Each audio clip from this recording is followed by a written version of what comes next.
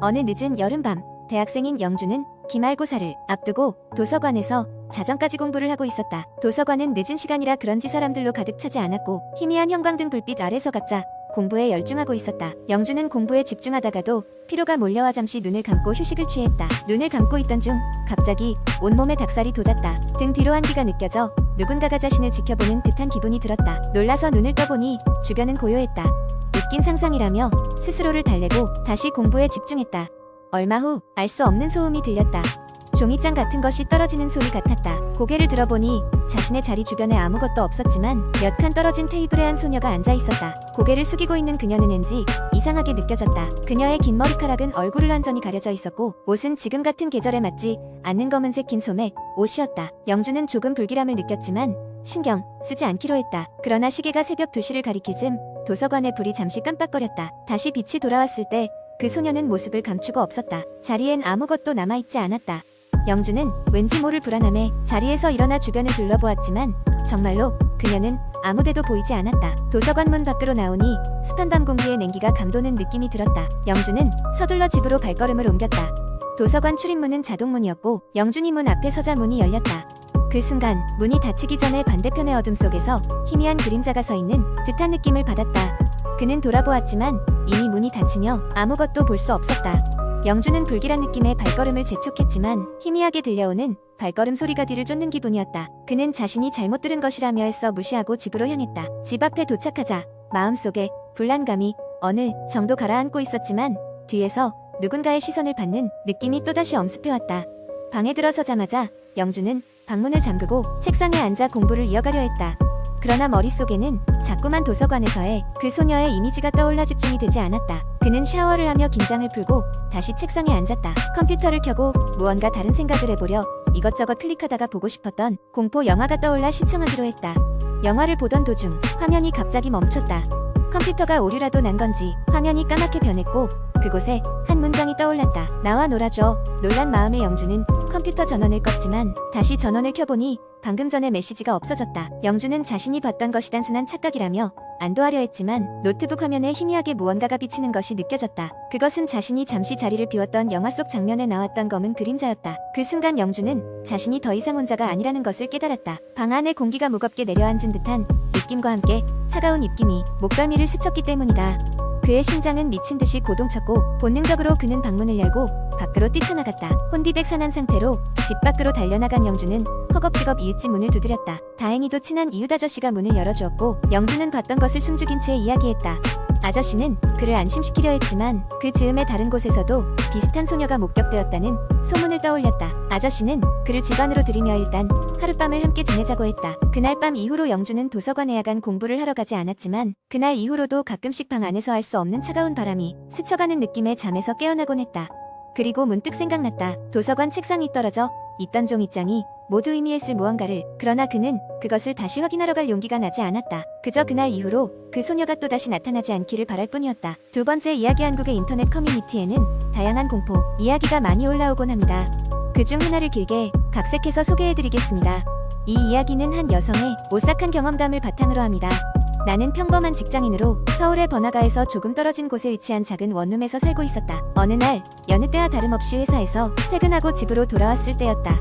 지친 몸을 이끌고 엘리베이터를 타고 올라가면서 스마트폰으로 뉴스를 보고 있었기에 그때까지만 해도 뭔가 이상한 기운을 느끼지 못했다. 집에 도착했을 때 방문 앞에 무언가 놓여있는 걸 발견했다. 작은 소포 하나였다. 발신자가 적혀있지 않았고 그 전에 이름과 주소만 깔끔하게 적혀있었다. 처음엔 그냥 광고물이나 홍보물이려니 생각했지만 포장을 뜯고 나서야 그게 아니란 걸 알게 됐다. 상자 안에는 오래되어 보이는 낡은 일기장이 있었다. 약간은 기묘한 냄새가 났고 표지가 찢어져 있었다. 호기심이 생긴 나는 일기장을 펼쳤다. 글씨체는 또박또박했지만 조금씩 삐뚤어져 있었고 곳곳에 물 얼룩 같은 자국이 군데군데 보였다. 첫 페이지에는 날짜가 적혀 있었고 그 밑에는 한 남자의 이야기가 시작됐다. 그는 자신이 어떤 아파트에 13층에 살고 있다고 했다. 그는 밤마다 이상한 목소리가 들린다고 썼다.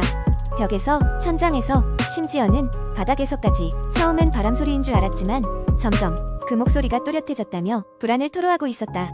나는 나도 모르게 계속 페이지를 넘겼다. 일기장 속 남자는 점점 신경이 극도로 날카로워지기 시작했다. 그는 점점 잠이 들 수 없게 되었고 목소리가 도와줘라고 속삭이는 걸 분명히 듣기 시작했다. 그는 다른 층에 사는 주민들에게 물어보았지만 아무도 그런 소리를 들은 사람은 없었다고 했다. 나는 이상한 기분이 들기 시작했다. 그런데 다음 페이지를 넘겼을 때 등골이 오싹해졌다. 날짜가 바뀌더니 그가 갑자기 사라진 것이었다. 마지막 남은 글은 날카로운 필체로 이렇게 적혀 있었다. 그들이 온다. 나는 그 일기장을 덮고 잠시 눈을 감고 깊은 숨을 내쉬었다. 그날 밤 나는 꿈인지 생시인지 모를 기묘한 경험을 했다. 잠자리에 들었는데 머리맡에서 누군가 낮고 조용한 목소리로 속삭이고 있었다. 도와줘. 눈을 떠 주위를 둘러보았지만 방에는 나 혼자뿐이었다. 떨리는 손으로 휴대전화를 집어들고 시계를 확인했다.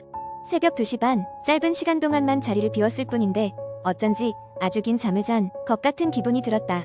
다음 날 사무실에 갔을 때 전날의 경험이 잊히지 않았다. 일에 집중할 수가 없었다. 계속해서 그 목소리가 귀에 맴도는 듯했다. 결국 나는 점심시간이 되자마자 자리를 박차고 나와 일기장을 받은 그날로부터의 단서를 찾기 위해 인터넷을 뒤지기 시작했다. 인터넷 커뮤니티에서 오랜 시간을 보내고 나서야 오래된 도시 전설 하나를 발견했다. 그것은 한 아파트의 13층에 관한 것이었다. 그곳은 사람들 사이에서 누군가가 스스로 목숨을 끊었다는 소문이 있는 장소였다. 그리고 그 후로 그 층에서 이상한 사건들이 반복되곤 했다고 했다. 사람들은 그곳에서 정체불명의 목소리를 들었다고 주장했으며 몇몇은 매일 밤 자신을 찾는 목소리로 인해 정신이 피폐해졌다고 했다. 나는 등골이 서늘해짐을 느끼며 해당 아파트의 위치를 찾았다. 충격적이게도 그것은 내가 현재 살고 있는 아파트였다. 단지 내가 현재 살고 있는 층이 14층이었기 때문에 그동안 신경 쓰지 않았던 것이었다. 실제로 우리 아파트는 4층이 없고 13층이 4층으로 되어 있었다. 그 순간 엄청난 공포감이 엄습했다. 내가 집에 돌아갔을 때 무언가 나를 기다리고 있을지도 모른다는 생각이 들었다.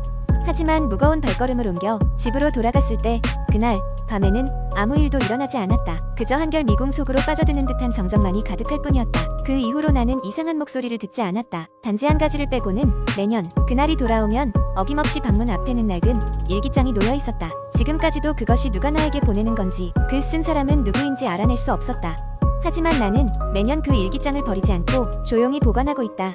이것이 나 혼자만의 착각인지 혹은 정말로 무언가 초자연적인 존재가 나를 찾고 있는 건지 알 길은 없지만 내가 유일하게 확실하게 느끼는 점은 그날이 다가올 때마다 나는 평온할 수 없다는 것이다.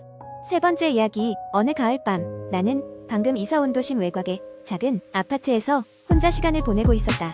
어릴 때부터 도시 생활을 동경했던 나에게 이곳은 낙원과도 같았다. 하지만 서울 외곽에 위치한 이 아파트 단지는 저렴한 임대료 덕분에 선택할 수밖에 없었다. 첫날 밤 짐 정리를 대충 마치고 소파에 앉아 잠시 TV를 켜두고 휴식을 취하고 있었다. 하늘에서는 달이 밝게 빛나고 있었고 창문 너머로는 가을바람이 살랑살랑 불어왔다. 자정이 가까워지자 귀뚜라미 소리도 서서히 잦아들고 아파트 단지는 적막감에 휩싸였다. 그때 어디선가 흐릿한 노랫소리가 들려오기 시작했다. 처음엔 TV에서 나오는 소리로 생각했지만 화면에서는 뉴스가 흘러나오고 있었다. 나는 리모컨으로 볼륨을 줄여보았고 곧 알게 되었다. 그 노랫소리는 창문 밖에서 아파트 단지 어딘가에서 들려오는 것이었다. 노래는 어린아이들이 부르는 것처럼 들렸다. 어렴풋한 음정과 흥얼거리는 목소리가 마치 유령처럼 떠다니고 있었다. 나는 호기심이 생겨 창문을 열고 소리가 나는 방향을 확인해보려 했다. 그러나 창문을 열자마자 싸늘한 바람이 스며들어와 등골을 오싹하게 만들었고 순간적으로 나는 창문을 닫아버렸다. 다음 날 나는 아파트 관리소로 가서 어젯밤 노랫소리에 대해 물어보았다. 하지만 관리소 직원은 그런 소리를 들은 적이 없다며 고개를 저었다. 그때 옆에 있던 관리소의 나이 많은 경비원이 조용히 다가와 말했다. 저기, 그런 소리를 들었다면 밤에 절대 밖을 나가지 마세요. 경비원의 경고에도 불구하고 나는 호기심을 참을 수 없었다. 그날 밤 다시 똑같은 시간이 되자 어김없이 그 노랫소리가 들려왔다. 이번에는 용기를 내어 소리가 나는 방향으로 향했다. 아파트를 빠져나와 소리가 나는 방향을 찾아 걸어가니 어느새 아파트 단지의 작은 놀이터에 도착했다. 놀이터는 오래된 놀이기구들로 가득 차 있었고 그곳에서 소리가 더 선명하게 들려왔다. 낡은 미끄럼틀 근처에서 누군가 낮은 목소리로 노래를 흥얼거리고 있었다. 나는 목소리의 주인공을 찾아 주위를 살폈다. 그때 흐릿한 가로등 불빛 아래에서 어린 소녀가 혼자 앉아있는 것을 발견했다. 소녀는 고개를 숙이고 계속해서 노래를 부르고 있었다. 나는 조용히 다가가 말을 걸어보았다. 여기서 뭐하고 있어요? 그러나 소녀는 아무 대답도 하지 않았다. 목소리도 끊이지 않고 여전히 흥얼거리고 있었다. 나는 청량한 공포에 사로잡혀 뒤로 물러섰다. 그 순간 소녀가 천천히 고개를 들었다.